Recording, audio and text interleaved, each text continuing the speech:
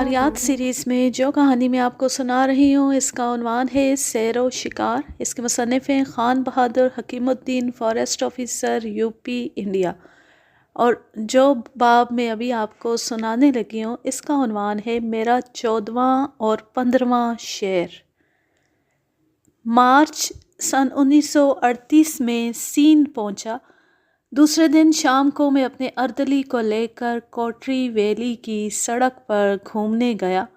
وہاں میرا ایک اونٹ والا ملا اور کہا کہ اس کا اونٹ کا بچہ جو کہ بھورا تھا اور جو مجھے بہت پسند تھا، شیر نے مار ڈالا۔ وہ بہت خوبصورت سمجھدار 6 مہینے کا بچہ تھا۔ کوچ کے دن جب سب اونٹ آتے اور سامان ان پر لادا جاتا، یہ بچہ ماں کو چھوڑ کر بنگلے کے سامنے کھڑے ہو کر بولا کرتا، جب تک میں کھانا کھا کر اور تیار ہو کر دوسرے کیمپ جانے کو باہر نہ نکلتا، کیونکہ میں 1-2 روٹی ہاتھ میں لا کر اونٹ کے بچوں کو کھلایا کرتا تھا۔ اونٹوں کے 2-3 بچے اور بھی تھے، مگر وہ اس طرح نہیں آتے تھے۔ مجھے دیکھ کر یہ بچہ پہلے اچھلتا کودتا، پھر خوشی میں ناچتا ہوا آ کر روٹی ہاتھ سے لے کر تیزی سے بھاگتا اور بنگلے کے 1-2 چکر لگا کر میرے پاس آ کر کھڑا ہو جاتا اور اپنا سر اور گردن مجھ سے رگڑتا رہتا تھا اور میرے پیچھے پیچھے اس روٹی کے احسان میں گھومتا رہتا تھا۔ مجھے یہ سن کر کہ اس کو شیر نے مار ڈالا بہت افسوس ہوا۔ میں نے پوچھا کب اور کہاں پر مارا ہے؟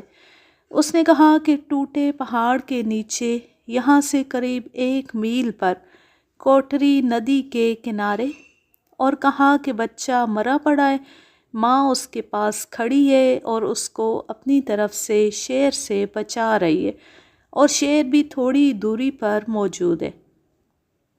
میں اونٹ والے کے ساتھ رائفل اور 5 کارتوس جو میرے پاس تھے لے کر روانہ ہوا۔ راستہ چھوڑ کر سیدھا جنگل میں ہو کر کہیں تیز تیز چلتے اور کہیں دوڑتے ہوئے گیا، کیونکہ سورج ڈوب رہا تھا، رات اندھیری تھی اور میرے پاس ٹارچ بھی نہ تھی۔ میں موقع پر پہنچا، ابھی کافی روشنی تھی۔ اونٹنی کو اور اونٹوں کے ساتھ دوسرا چرواہا کیمپ کو لا رہا تھا، جو کہ ہم کو راستے میں ملا اور کہنے لگا کہ شیر ابھی بچے کے پاس ہی موجود ہے۔ وہ جگہ قریب 1-2 ایکڑ کے ہموار تھی اور کوٹری ندی کے ایک موڑ پر پہاڑوں کے بیچ میں تھی۔ قریب ہی کوٹری ندی تھی۔ سب طرف گھنے جنگل اور گھنی جھاڑیاں تھیں۔ میں نے پہلے یہ جگہ نہیں دیکھی تھی۔ اونٹ کے بچے کو شیر نے پورب والے پہاڑ کے دامن میں مارا تھا، جہاں خون پڑا ہوا تھا، اور اسے پہاڑ کی ڈھال پر چڑھا لے گیا تھا، اور جھاڑی اور سوکھے پتوں پر گھسیٹن کے نشان صاف نظر آ رہے تھے۔ قریب 50 گز پر پہاڑ کی ڈھال پر بچے کی لاش بغیر کھائی ہوئی پڑی تھی۔ اس پہاڑ کی ڈھال قریب 50 گز اونچی ہوگی اور اس کے قریب 10-20 برس پہلے کا پہاڑ کا بہت بڑا حصہ ٹوٹ کر کوٹری ندی میں گرا تھا۔ یہ دونوں پہاڑ کی ڈھالیں دکنی اونچے پہاڑ سے آئی تھیں، جو کہ قریب 200 گز پر تھا، اور تھوڑی دور شمال کی طرف جا کر کوٹری ندی میں ختم ہو گئی تھیں۔ ان دونوں ڈھالوں کے بیچ میں ایک اور چھوٹی ڈھال لاش سے قریب 30 گز پر واقع تھی، اور اس چھوٹی ڈھال کے ملان پر ایک پگڈنڈی جانوروں کے چلنے کو تھی، جو کہ جنوب کو جاتی تھی۔ میں نے خیال کیا کہ شیر اس پگڈنڈی پر ہی گیا ہوگا، کیونکہ اور دوسرا موقع بھاگنے کا تھا ہی نہیں۔ لہٰذا میں آہستہ آہستہ اس پر جانے لگا کہ شاید ڈھال پر پہنچ کر گولی چلانے کا موقع مل جائے۔ میرا اردلی اور اونٹ والا 15-20 قدم مجھ سے پیچھے آ رہے تھے۔ میں تھوڑی دور گیا ہوں گا کہ شیر یکدم بڑے زور کی ڈانٹ دے کر ایک جھاڑی سے، جو کہ مجھ سے 10 فٹ کے قریب نیچے تھی، کودا اور 2 چھلانگ میں اس پگڈنڈی پر میرے آگے غائب ہو گیا۔ میرے رونگٹے کھڑے ہو گئے اور آگے جانے کی ہمت نہ رہی، جس کا مجھے دوسرے دن بہت ہی افسوس ہوا جب میں نے وہ موقع دیکھا۔ اگر میں 10 گز تک اور چلا جاتا تو اس کی دوسری طرف 50 گز تک نیچے شیر میری 366 بور رائفل سے بچ نہیں سکتا تھا، اور ڈھال سے اتر کر شیر ضرور پیچھے مڑ کر یہ دیکھنے کو کھڑا ہوا ہوگا کہ میں اس کے پیچھے آ رہا ہوں یا نہیں۔ میں اونچائی پر ہوتا اور وہ مجھ سے نیچے ہوتا، اور شیر 95% موقعوں پر بغیر زخمی ہوئے حملہ نہیں کرتا ہے، یا پھر بچوں کے ساتھ ہو، یا اس کے نکلنے کا کوئی راستہ ہو، یا پھر وہ آدم خور ہو۔ لیکن ایسے خطروں کے موقعوں پر ان سب باتوں کا خیال کر کے 1 سیکنڈ کے اندر یہ طے کرنا کہ کیا کرنا ٹھیک ہوگا آسان نہیں ہے۔ جب حواس گم ہو جاتے ہیں اور ڈر کے مارے رونگٹے کھڑے ہو جاتے ہیں اور پسینہ نکلتے ہوئے گرمیوں میں بھی جاڑا لگنے لگتا ہے، اور انتہا یہ ہے کہ بس لطف آتا ہے۔ یہ باتیں تو امن و امان سے کمرے میں بیٹھ کر بعد میں سوچتی ہیں، نہیں تو میں نے دیکھا ہے کہ بڑے بڑے 6 فٹ کے جوانوں کی بہادری خاک میں مل جاتی ہے۔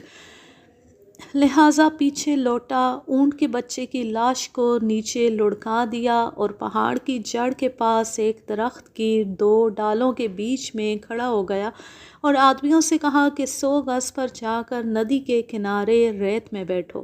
میں قریب آدھے گھنٹے تک 2 ڈالوں کے بیچ میں کبھی کبھی پیر بدلتا ہوا کھڑا رہا، کیونکہ جگہ پیر کے لیے کم تھی اور میں تکلیف سے کھڑا تھا۔ شیر نہیں آیا اور اندھیرا ہو گیا۔ میں نے آدمیوں کو سیٹی دی اور ہم خاموشی سے اتر کر واپس چلے آئے۔ میرا خیال ہے کہ ہماری یہ سب حرکتیں شیر چھپا ہوا دیکھتا رہا، اور اسی طرح وہ تجربے کرتے ہوئے ہوشیار ہو جاتے ہیں اور شکاریوں کے پڈے کھا کھا کر ان کو بے وقوف بناتے ہیں۔ لہٰذا کامیابی اور ناکامی مچان سے شیر مارنے کی اس پر منحصر ہے کہ دونوں میں سے کون دھوکہ دینے میں زیادہ چالاک ہے۔ اگر کوئی 4 شیر 10 لاشوں پر کوشش کر کے مار لے تو میں اس کو ہوشیار شکاری کہوں گا۔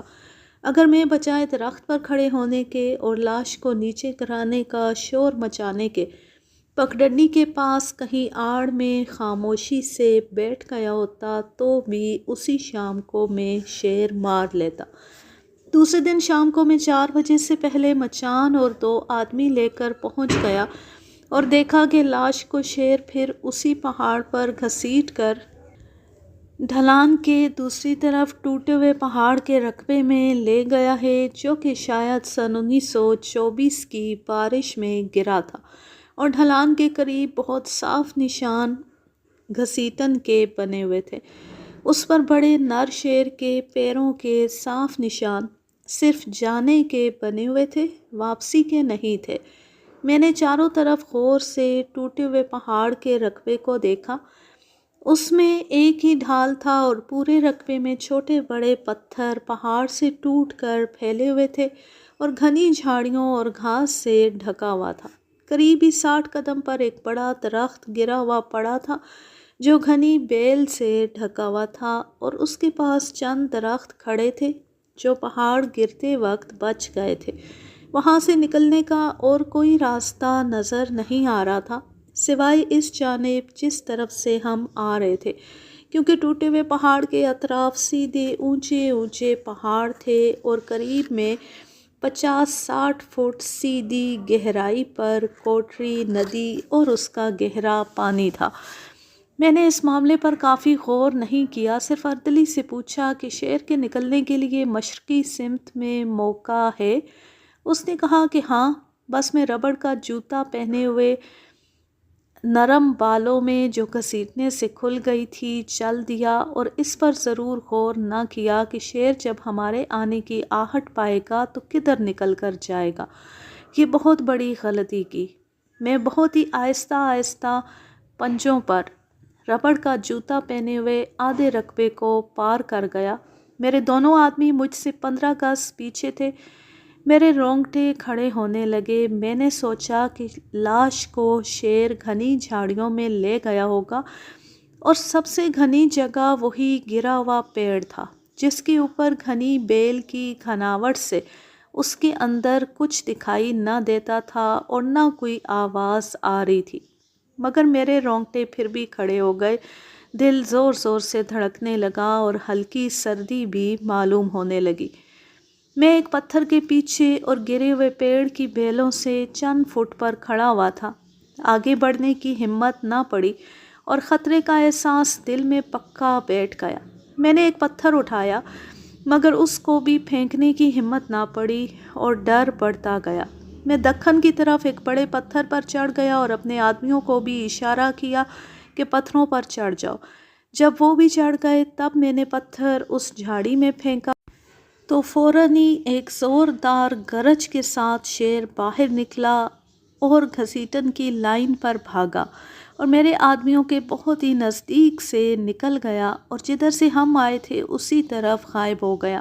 خیریت ہوئی جو نہ میری جھاڑی میں گھسنے کی اور نہ زمین پر سے پتھر پھینکنے کی ہمت ہوئی، اور ہم سب لوگ گھسیٹن کے راستے سے ہٹ چکے تھے، نہیں تو نہ معلوم کیا آفت آ جاتی۔ پھر میں اس جھاڑی میں گیا تو دیکھا کہ وہ اندھیری کوٹھڑی کی طرح سے تھی۔ لاش کافی کھا لی گئی تھی اور اسی کے پاس شیر کے لیٹنے کی جگہ بنی ہوئی تھی۔ میں نے بیکار نزدیک کے درخت پر مچان باندھا، 2 گھنٹے بیٹھ کر واپس چلا آیا۔ مجھے اس دن اس بات کا خوب اندازہ ہو گیا کہ پیڈا یا مچان باندھنے یا شیر کے پیچھے جانے سے پہلے وہاں کے رقبے کو اچھی طرح سے جان لینا چاہیے، جس سے کامیابی زیادہ اور خطرے کا موقع کم ہو جاتا ہے۔ دوسرے دن شام کو میں اس رقبے کو کچھ جاننے کے بعد بڑی امید لے کر گیا کہ آج شیر کو اس کے ٹوٹے ہوئے پہاڑ کے قلعے میں پھانس لوں گا۔ موقع پر پہنچ کر میں اس گھسیٹن سے 10 گز اوپر پتھر کی آڑ میں بیٹھ گیا اور اپنے 2 آدمیوں کو جو کہ اس رقبے کو اور شیر کے راستے کو ایک دن پہلے دیکھ چکے تھے، پہاڑ کی جڑ کے ساتھ ساتھ خاموشی سے بھیجا اور سمجھا دیا کہ جب وہ اس گرے ہوئے پیڑ کے پیچھے 50 قدم پر پہنچ جائیں جہاں سے کل شیر بھاگا تھا، تب خوب زور زور سے بولتے ہوئے اور پتھر پھینکتے ہوئے میری طرف چلے آئیں۔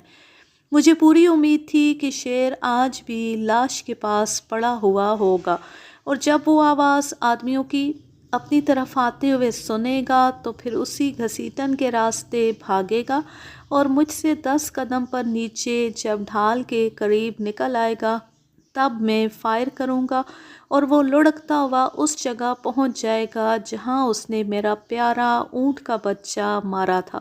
لیکن افسوس کچھ نہیں نکلا اور میں نے آدمیوں سے پوچھا کہ کیا لاش وہیں پڑی ہے؟ انہوں نے کہا کہ اس گھنی جھاڑی کے اندر نہیں گئے۔ میں نے جا کر دیکھا تو شیر مجھ سے زیادہ چالاک نکلا، وہ لاش کے پاس پھر آیا ہی نہیں۔ میں نے ہار مان لی اور مایوس واپس ہوا، سوچتا رہا کہ کس طرح اس کو قابو میں لانا چاہیے۔ چھوڑی ہوئی لاش پر بیٹھنا وقت ضائع کرنا تھا، لہٰذا میں نے طے کیا کہ آج شام کو اس رقبے اور شیر کے گھومنے پھرنے کی جگہوں کا معائنہ کیا جائے۔ جب میں اس ڈھال پر پہنچا جہاں سے پہلے دن شیر غائب ہو گیا تھا تو بڑا ہی افسوس ہوا۔ اگر میں 10 قدم اور اس روز شیر کے پیچھے چلا جاتا تو 50-60 گز کے اندر ہی شیر پر گولی چل جاتی۔ جانوروں کا راستہ اس ڈھلان سے نیچے کو گیا تھا۔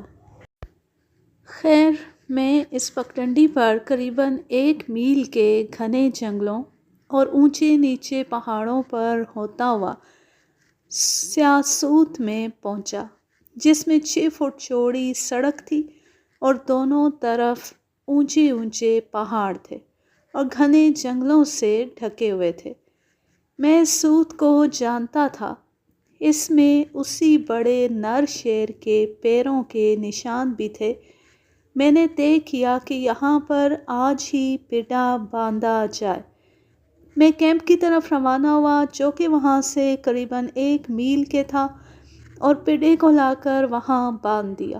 صبح ہونے پر میرے آدمیوں نے بتایا کہ پڈا مار کر شیر 100 قدم کے 6 فٹے راستے پر لے گیا اور پھر وہاں سے قریباً 10 قدم نالے میں لے جا کر ایک آدمی کی برابر اونچی چٹان کے نیچے چھوڑ گیا اور ایک ٹانگ کھا گیا اور میرے آدمی لاش کو خوب ڈھک آئے ہیں۔ میں نے امید کی تھی کہ شیر لاش کو جانوروں کی پگڈنڈی پر لے جائے گا یا قریبی نالے میں لے جائے گا جو کہ پڈے کے سامنے ہی تھا۔ کام سے واپسی پر شام کو میں ایک کرسی، ایک کتاب اور رائفل لے کر گیا۔ کرسی کو لاش کے سامنے 40 گز پر باندھ کر اچھی طرح سے ڈھک کر آرام سے کرسی پر بیٹھ گیا اور آدمیوں سے کہا کہ لاش کو کھول کر پڑاؤ میں چلے جاؤ۔ میں وقت گزارنے کے لیے کتاب پڑھتا رہا۔ 1 گھنٹے کے بعد لاش کی طرف پہاڑ پر لنگور بندروں نے خطرے کی آواز دینا شروع کی۔ میں نے کتاب رکھ کر 366 بور رائفل سنبھالی اور آدھے گھنٹے تک انتظار کرتا رہا۔ چند پرندوں نے خطرے کی آوازیں لاش کے نزدیک نالے کے اوپر بانس کی گھنی جھاڑیوں میں دینا شروع کی۔ میں نے دیکھا تو شیر کا سر جھاڑی سے باہر نکلا ہوا لاش کو دیکھ رہا تھا۔ وہ ادھر ادھر تھوڑا سا گھوما اور لاش کے پاس 6 فٹ کی اونچائی سے کودا۔ وہ قد میں چھوٹا معلوم ہوا۔ لاش کو سونگھا اور گردن سے پکڑ کر 3-4 مرتبہ لاش کو نالے کے اوپر چڑھانے کی کوشش کی مگر وہ نہ چڑھا سکا۔ وہ کیچڑ اور پانی میں لوٹ کر آیا تھا اور سب جسم بھیگا ہوا تھا۔ جب وہ بیٹھنے کے لیے پتھروں کو ہٹا رہا تھا تب میں نے اس کے کندھے پر گولی ماری اور وہ وہیں گر گیا۔ جب وہ مر گیا تو میں اترا اور مادہ دیکھ کر افسوس ہوا۔ میں پڑاؤ پر جا کر ہاتھی لایا اور شیر کو لاد کر بھجوا دیا اور چند آدمی لے کر لاش کو گھسیٹ کر پھر اسی جگہ پر پگڈنڈی کے سامنے نالے کے پاس ڈال کر چلے آئے جہاں اس کو باندھا تھا۔ دوسرے دن صبح آدمی لاش کو دیکھنے گئے اور آ کر کہا کہ لاش کو شیر پگڈنڈی پر گھسیٹ کر لے گیا ہے اور لنگور بندر بہت شور مچا رہے ہیں۔ میرا اس روز موہن والی پلانٹیشن جانے کا پروگرام تھا جو کہ 10 میل سیندھ سے تھا۔ میں جلدی روانہ ہو گیا اور باوجود یہ کہ واپسی پر برابر گھوڑی کو دوڑاتا ہوا لایا مگر لاش پر 4 بجے کے بعد کرسی اور 2 آدمی لے کر پہنچا۔ وہاں نالے میں اور اس کی دونوں اطراف میں گدھ جمع تھے اور پڈا نالے میں بڑے بڑے گول چکنے پتھروں پر ڈھال دار حالت میں ایسا پھنسا ہوا تھا کہ کوئی گدھ اس کے اوپر یا اس کے نزدیک نہیں ٹھہر سکتا تھا۔ بیٹھتے ہی پھسل کر گر پڑتا تھا۔ نالے کے دونوں طرف ہلکا جنگل، جھاڑیاں اور اونچے نیچے پتھر تھے۔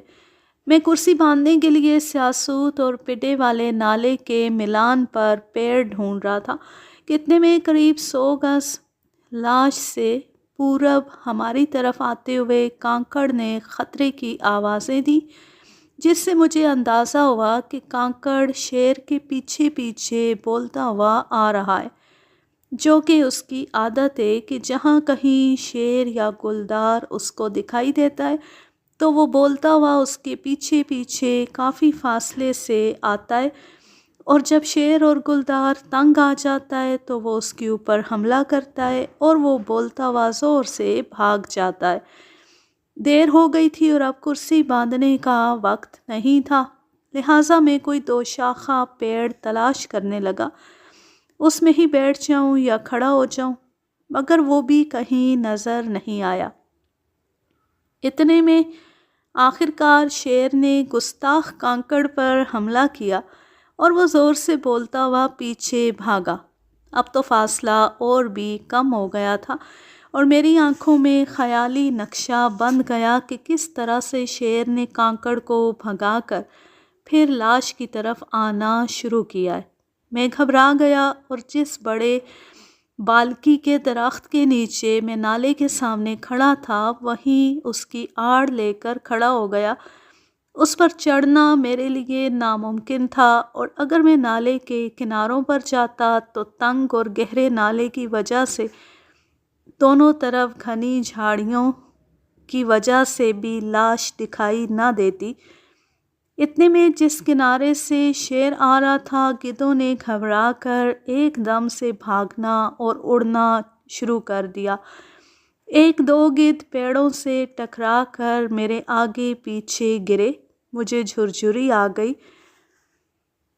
شیر اب 50-60 قدم کے اندر تھا، جس کا مجھ کو بالکل پورا یقین تھا، چونکہ چالاک اور پرانا شیر تھا، اور وہ میرے اونٹ کے بچے کو مار کر مجھے کافی دھوکہ دے چکا تھا، اور جس کا بدلہ لینے کا بھی میرا پختہ ارادہ تھا۔ میں نے اپنے آدمیوں سے کہا کہ کرسی لے کر آہستہ آہستہ پیچھے کیمپ کی طرف جلدی سے چلے جاؤ، اور میں رائفل کو بالکل تیار کر کے درخت کے پیچھے چھپ کر دیکھتا رہا۔ چند منٹ بعد ایک لال گردن والا گدھ کودتا اور گھبرایا ہوا نالے کے پوربی کنارے پر مجھ سے قریب 30 گز پر آیا، اور ادھر ادھر دیکھ کر اڑنے کے لیے پر پھیلانے لگا۔ بغیر کچھ دور دوڑے، جیسا کہ یہ ہوا میں اپنا بوجھ اٹھانے کے لیے کرتے ہیں، اور مشکل سے جھاڑیوں اور ڈالوں میں لگتا ہوا چلا گیا۔ اس کے بعد قریب 15 منٹ تک بالکل خاموشی رہی۔ تمام گدھ نالے کے کنارے سے اڑ گئے، صرف چند گدھ لاش کے پاس نالے میں اور باقی نالے کے دوسرے کنارے پر ابھی موجود تھے۔ میں پیڑ کے پیچھے چور کی طرح سے چھپا ہوا برابر نالے کے کنارے کی طرف آنکھیں جمائے ہوئے منٹ 2 منٹ کے اندر شیر کے درشن کا انتظار کر رہا تھا۔ آخر کار لاش کے سامنے جھاڑی کے پیچھے سے شیر کا سر نکلا۔ پہلے اس نے نالے کو نیچے کی طرف، یعنی میری طرف خوب غور سے دیکھا، پھر چاروں طرف دیکھ کر لاش کو دیکھا اور گدھوں پر ہرانے لگا، جو کہ بھاگنے اور اڑنے لگے تھے۔ میں اپنی رائفل شیر کی طرف سیدھی کیے ہوئے پیڑ سے سہارا لیے ہوئے چھپا کھڑا تھا۔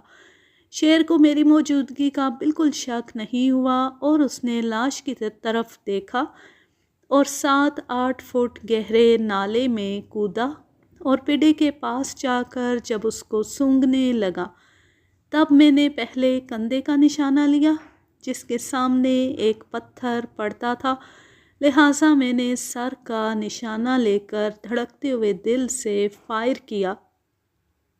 شیر رائفل کی آواز کے ساتھ ہی گرا اور فوراً ہی کھڑا ہو کر نیچے کی طرف دوڑا۔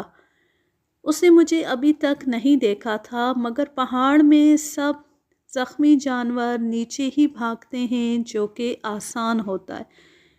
وہ 10-15 گز آیا ہوگا کہ میری دوسری گولی پر وہ پھر گرا، اور کچھ اچھل کود کر کے پھر اٹھا کہ میری تیسری گولی نے اسے چت کر دیا۔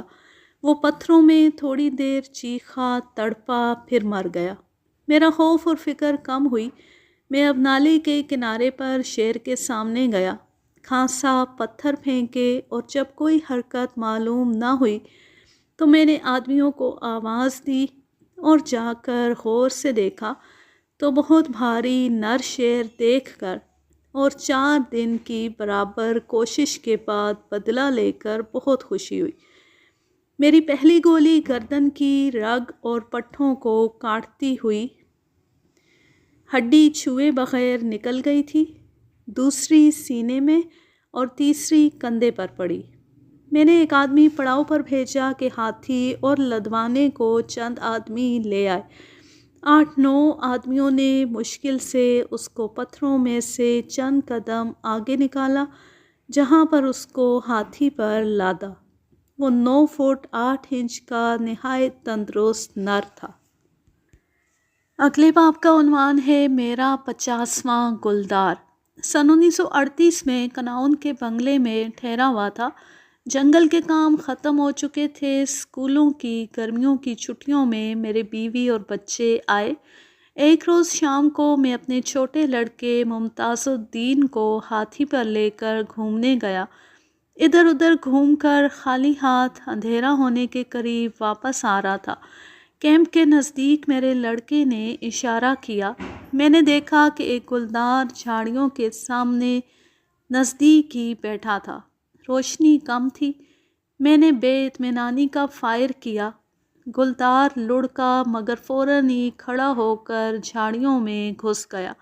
میں نے پیچھا کیا اور چاہتا تھا کہ موقع مل جائے تو اس کو ختم کر دوں، لیکن اس کی صرف آگے آگے چلتے ہوئے جھلکیاں دکھائی دیں۔ میں نے پھر ایک اور بے اطمینانی فائر اپنے اونٹ والوں کے پڑاؤ کے پاس بانسے میں کیا، لیکن ہم اسے ڈھونڈ نہ سکے۔ دوسرے دن صبح میں ہاتھی پر گیا۔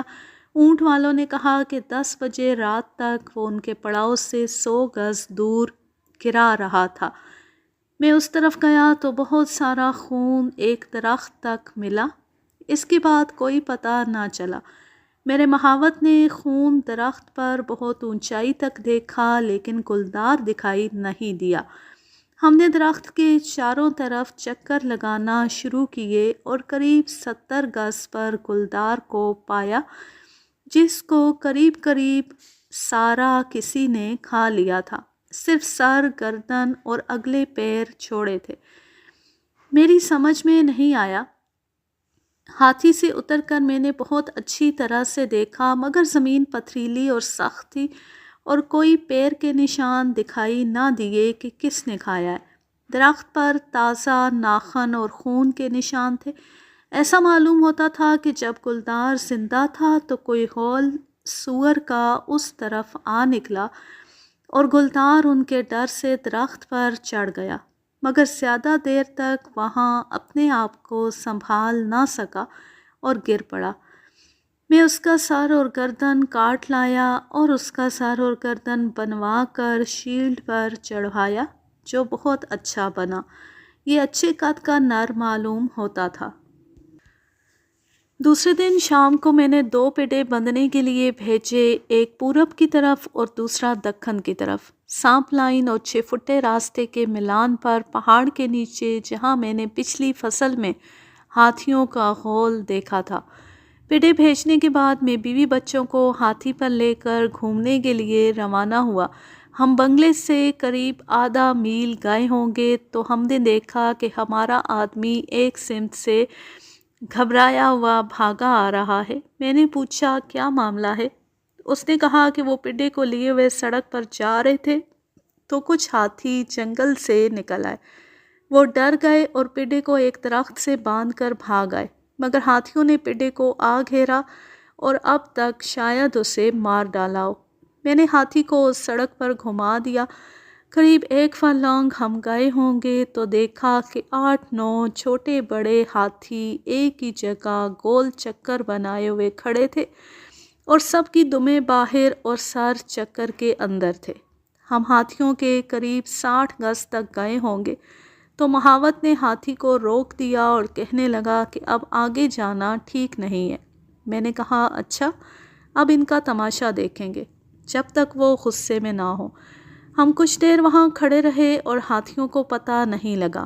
ایک ان میں سے مڑا اور ہم کو دیکھ کر تھوڑی دیر کھڑا رہا، پھر وہی خطرے کی آواز اس نے دی اور سب مڑ کر ہم کو دیکھنے لگے۔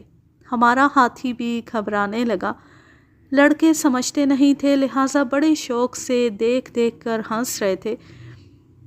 ان میں ایک بڑا نر جس کے دانت نہیں تھے، اس نے ہماری طرف آہستہ آہستہ شان سے بڑھنا شروع کیا، اور جب آدھی دوری پر آ گیا تو میں نے زور سے لوہا لوہا کی آواز دی۔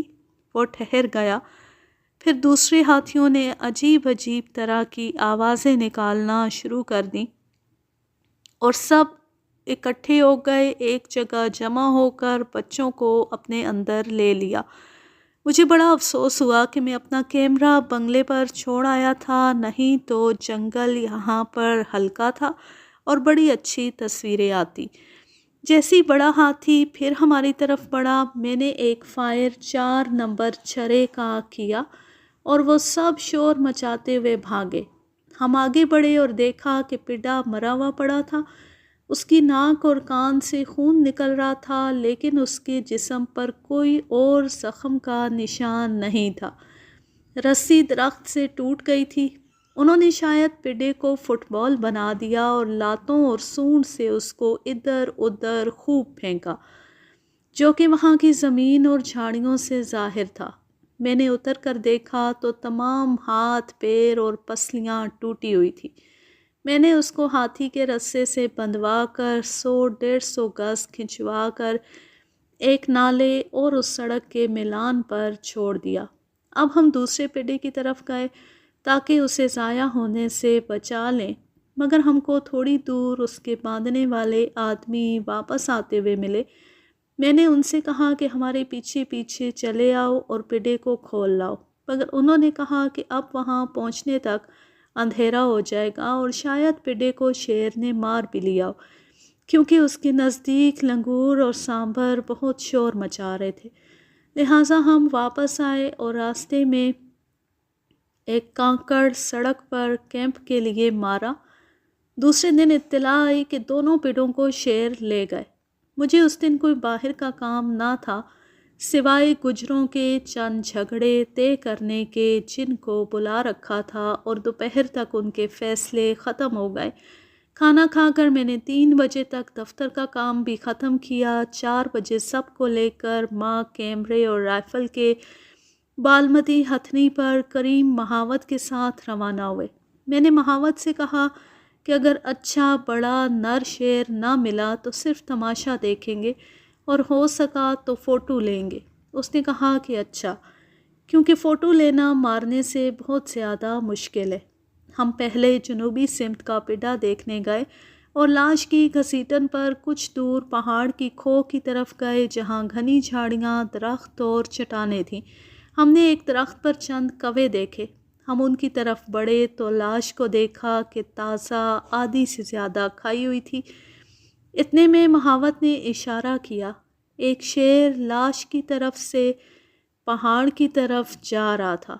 اسی وقت ہم کو آہستہ آہستہ ہررانے کی آواز قریب 20 گز پر پہاڑ کے ڈھال پر معلوم ہوئی۔ ہم نے اوپر دیکھا تو 2 شیر وہاں ڈھال پر جھاڑیوں کے پیچھے کھڑے ہوئے تھے، اور یہ دونوں بھی نیچے سے آ کر سب اکٹھے ہو گئے۔ جب ہم نے غور سے دیکھا اور سب کا مقابلہ کیا تو اندازہ ہوا کہ ماں اور 3 قریب قریب پورے قد کے پٹھے تھے۔ ہم کچھ دیر وہاں کھڑے ہو کر 4 شیروں کا تماشا 15 گز کے فاصلے پر اور اپنے سے 10 فٹ کی اونچائی پر دیکھتے رہے۔ ماں جھاڑی کے اندر سے ہرراتی رہی، لیکن پٹھوں نے جب یہ سمجھ لیا کہ ہم خاموش کھڑے ہیں تو ایک نکلے ہوئے پتھر پر آ کر تینوں بالکل کھلے میں آ گئے۔ ایک بیٹھ گیا اور 2 کھڑے رہے۔ بہت اچھا موقع فوٹو کا دیا۔ میں ماں کا انتظار کرتا رہا کہ وہ بھی نکل آئے، مگر وہ نہیں نکلی۔ میں نے کیمرہ کھول کر ان کا فوکس لیا، مگر افسوس کہ میں اپنی پڑھنے کی اینک نہیں لے گیا تھا، اور گو میں نے 4 فوٹو ان کی طرح طرح کی حرکتوں اور منہ بنانے اور کان اوپر نیچے کرنے کے لیے، مگر کوئی بھی صاف نہ آیا، جس کا بہت افسوس ہوا۔ فوٹو لے کر اور ان کا تماشا اچھی طرح سے دیکھ کر ہم دوسرے پڈے کی طرف روانہ ہوئے کہ شاید وہاں بڑا نر شیر ملے۔ وہاں جا کر دیکھا کہ شیر پڈے کو منہ میں اٹھا کر اور صرف کہیں کہیں زمین سے لگتا ہوا قریب 1 میل کے جنگل میں لے گیا اور جنوبی سمت والی لاج سے قریب 1 فرلانگ پر سانپ لائن کے پاس بغیر کھائے چھوڑ گیا۔ میں نے لاش کے چاروں طرف ہاتھی گھمایا، لیکن شیر دکھائی نہیں دیا، چونکہ پہلا پڈا ابھی بالکل نزدیک تھا جہاں پر 4 شیر تو موجود ہی تھے۔ لہٰذا سب کی رائے ہوئی وہیں چل کر تھوڑی دیر اور انہی کا تماشا دیکھا جائے۔ وہاں پہنچ کر دیکھا کہ لاش کو بھی وہ پہاڑ پر لے گئے۔ پہاڑ کی ڈھال تیز اور بہت اونچا نیچا گھنی جھاڑیوں اور پیڑوں سے ڈھکا ہوا تھا، اور بچوں کو لے کر ہاتھی کے اوپر جانے والا نہ تھا، لہٰذا ہم نے پہاڑ کی جڑ پر چکر لگایا تو ہماری آہٹ سن کر وہ تینوں پٹھے پھر نکل آئے اور ہم کو 10 منٹ تک پھر خوب تماشا دکھایا اور ہمارے پیڈوں کی قیمت کے 15-16 روپے وصول ہو گئے۔ ماں جھاڑی میں سے اپنے بچوں کو ڈانٹتی رہی۔ ایک بچے نے بہت پینترے بدلے، کان اونچے نیچے کیے اور جب زیادہ ہررانے اور غصہ دکھانے لگا تو ہم سانپ لائن پر چل دیے اور آدھے میل کے اندر دوسرا تماشا دیکھا۔ ہمارا ہاتھی چلتے چلتے ٹھہرنے لگا اور سونڈ سے سڑک کے دائنی طرف اشارہ کرنے لگا۔ مہاوت نے کہا کہ ہوشیار ہو جائیے، کوئی جانور نزدیک ہی میں ہے۔ دونوں طرف جنگل بہت گھنے تھے۔ تھوڑی دور اور گئے ہوں گے تو دیکھا کہ ایک ریچھ ایک گرے ہوئے ہرے درخت کی ایک ڈال پر کھڑا ہوا تھا جو کہ زمین سے ملی ہوئی تھی، اور دوسری 6-7 فٹ اوپر کی ڈال کو ہاتھ سے پکڑے ہوئے ایک شہد کی مکھی کے چھتے میں منہ گھسیڑے ہوئے ہماری طرف پیٹھ کیے ہوئے شہد چوس رہا تھا، اور ہاتھی کے قریب 10 فٹ تک بھی پہنچ جانے پر بالکل بے خبر تھا۔ تھوڑی دیر کے بعد اس نے منہ نکالا اور چاروں طرف دیکھا۔ ہم کو مثل پہاڑ کے سر پر کھڑا دیکھ کر کچھ دیر اس نے سمجھنے میں لی اور پھر چیختا ہوا جنگل میں بھاگا، جس کا نتیجہ یہ ہوا کہ جو مکھیاں اس کے اوپر بڑے بالوں میں لپٹی ہوئی تھیں وہ سب اڑ پڑیں اور ہماری طرف آئیں۔ ہم رومال اور کپڑے ہلاتے ہوئے جس قدر تیز ہاتھی بھگا سکے واپس آئے۔ آج کے لیے بس اتنا ہی۔ میں لیتی ہوں آپ سے اجازت۔ جہاں رہیں خوش رہیں، شاد و آباد رہیں، ہنستے مسکراتے رہیں۔ اللہ حافظ، اللہ نگہبان۔